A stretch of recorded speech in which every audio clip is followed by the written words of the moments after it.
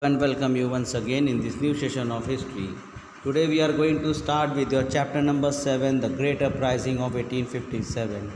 The Great Uprising of 1857, or you can say the First War of Indian Independence, or a Great Revolt of the Sepoys of 1857.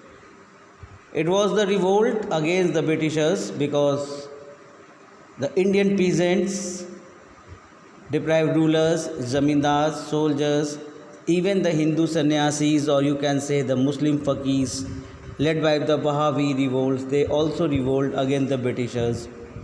But it was in 1857, First War of Independence, or a Great Revolt of 1857. It is also known as the Sepoy Mutiny or Indian Independence Movement. There were many causes of this movement. The causes were political, administrative, economic, social, religious, military, and immediate causes. So now we will read one by one of every causes. The first one was the political causes, and in the political causes, the main cause was the doctrine of lapse.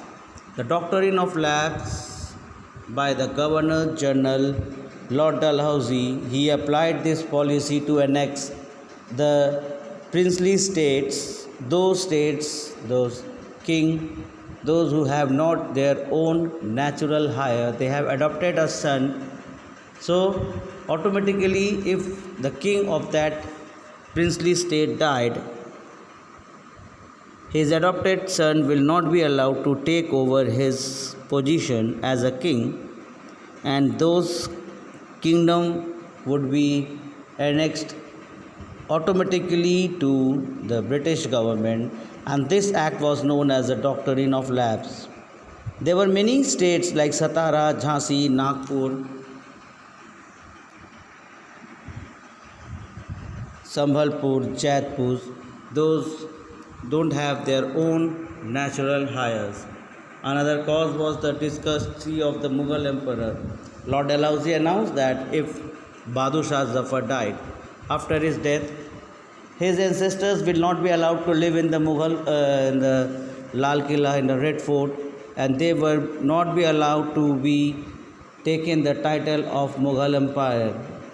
They have to leave this fort immediately after the death of Bahadur Shah Zafar, and this also made some Mughal emperor they feel hurt, and there was no pension to Nana Sahib. Lord Dalhousie stopped the pension of Nana Sahib because he was the adopted son of ex-Peshwa Paji Rao II. According to the policy of the doctrine of lapse, they stopped the pension of Nana Sahib. English company never respect the treaties. Even Britishers have the policy of not to continue the treaties. They always broke the treaties according to their needs. This created a sense of disbelief and mistrust among the Indian rulers. Another cause of the political reason was the annexation of Awadh. Awadh was annexed on February 7th in 1856 on the ground of misgovernance. It was said that there is no governance in the Awadh, and they took over the charge of Awadh. Wajid Ali Shah, the Nawab of Awadh, was sent to exile at Kolkata. The policy of annexation created panic and feeling of insecurity among the rulers of the other states, although other states prince also thought that like Awadh, they will annex their state also. Another reason was the economic cause, in which a ruin of Indian trade and handicraft was totally ruined. Indian handicraft was totally ruined. Popularity of the Indian silk, cotton clothes made by the British government imposed heavy import duties.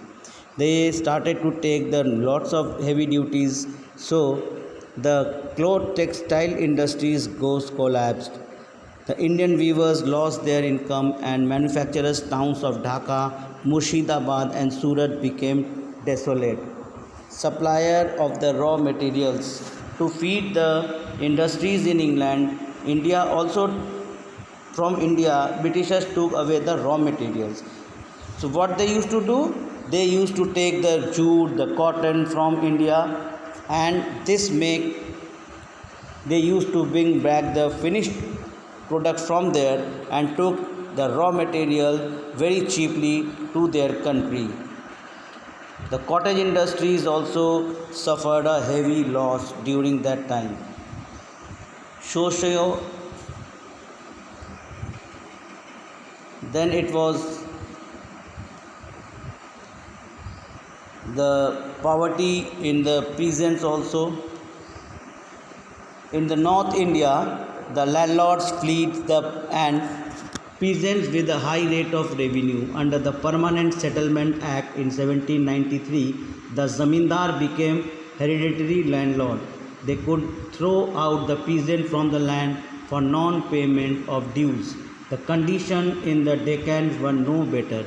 So, as you know, the zamindari system in the northern India, where the zamindars were given the right to collect the taxes, they made it was a Permanent Settlement Act 1793 in which the zamindars were allowed to collect the taxes, and if the peasants, the farmers were not able to pay the taxes, they were being thrown away from their land and the land was being owned by the zamindar themselves. Another was the inhuman treatment of the indigo cultivation. It was the worst ever happening by the Britishers. The English planters forced the peasant to grow only indigo and no other crops. If they refused, the peasants were tortured, they hurt, burned, their goods destroyed, and their cattle carried off. Such a punishment Britishers used to give. Those peasants, though were not allowed, they were refused to grow the indigo because Britishers always said them to grow only the crop like indigo, not the other crops. Loss of income. Pandit, Maulvis, soldiers,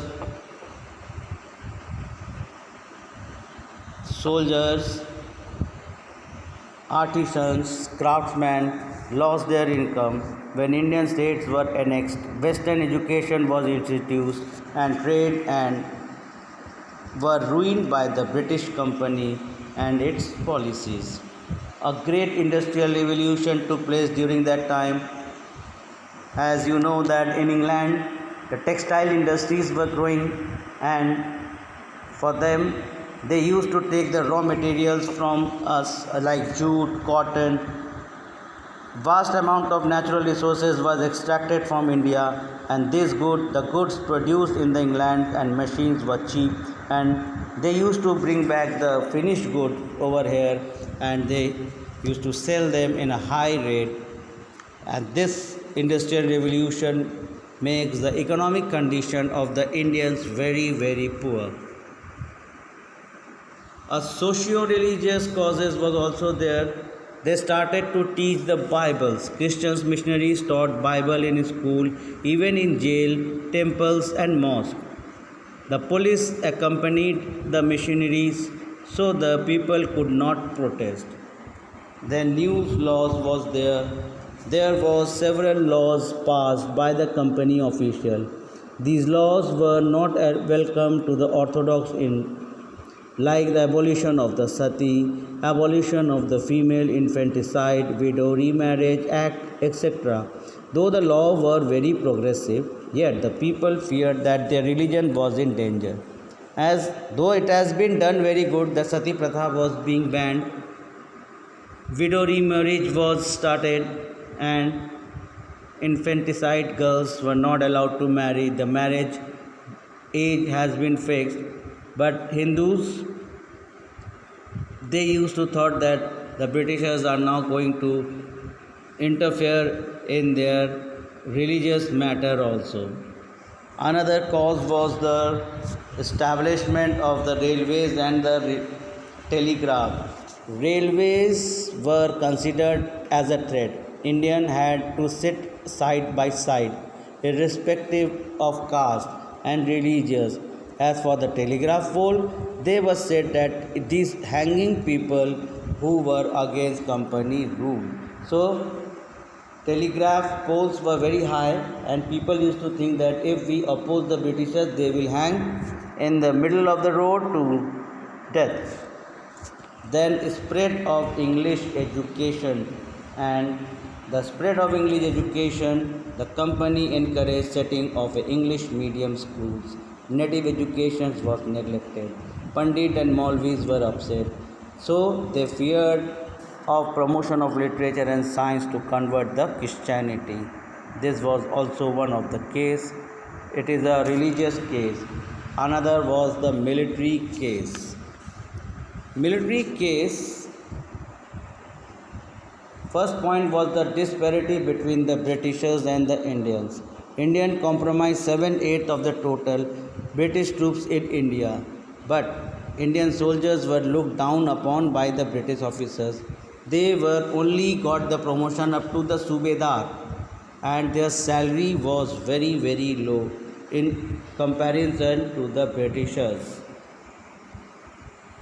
Imposition of the religious restriction.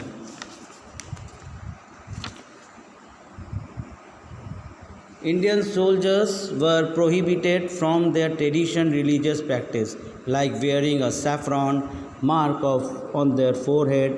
They also growing a beard or wearing a turban. This again hurt the religious sentiment. They were not allowed to do those things. And general service enlightenment was also there. And what was this general service enlistment? In 1856, General Service Enlistment Act was passed under Lord Canning. According to this act, the Indian sepoys were to serve abroad if needed. They had to cross the seas if it made them angry, as the Indian soldiers had an aversion to overseas service, and travelling across the seas meant loss of caste for them. This was also one of the reasons. So that's all for today's session. We will meet in our next session. We will continue this session in our next video. Till then, have a nice day and take care of your health.